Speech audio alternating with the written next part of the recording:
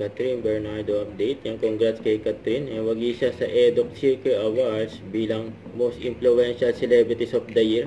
Masaya pa nga ang mga estudyante at mga prof sa speech ni Catherine. Ito yung video. Miss Catherine! Yun, Yan si Catherine. Masaya ang mga estudyante at prof. Paglabas ni Catherine. Nandiyan sa stage. Congrats. Naganap siya sa UP Diliman.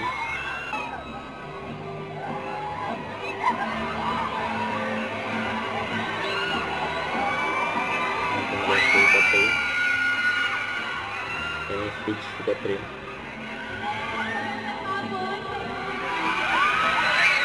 And of course, I would like to thank EDOC Circle for this incredible recognition. Maraming salamat po. Alam niyo, simula bata ako, lagi kong pinapaalala sa sarili ko to do everything with good intentions and with purpose. So whether it's for a role or just being me behind the camera, yan yung lagi kong nire-remind sa sarili ko.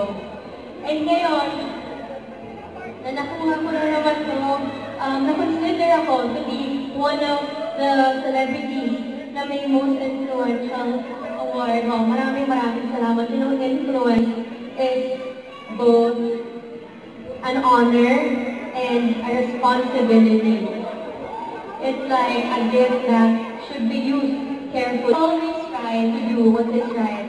Lalo na sa panahon ngayon, kailangan nila yung mga kabataan, tayo yung pag-asa nila. So, huwag kayong magsasawa na ipaglaban kung ano yung tama. Yun, Salamat sa lahat ng naniniwala. And sana magtulungan tayo lahat para maging magandang din ang buhay ng Pilipinas. Congrats kay Catherine.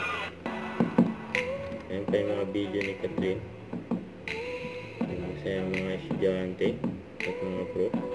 Nakita nila isang Catherine Bernardo, Asian superstar. Yun, Ayun, nasa groupie pa nga with Catherine,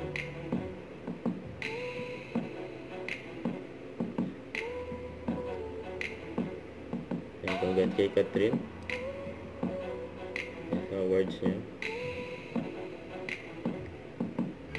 Saka naka-attend din si Catherine ng awarding ceremony. Yun, Kasi ng mga estudyante, Yan ay pagkamayan si Catherine. Don't forget to subscribe, click the notification bell for more updates. This is Twitch Shorting Action Vlog. Stay tuned for more videos. See ya!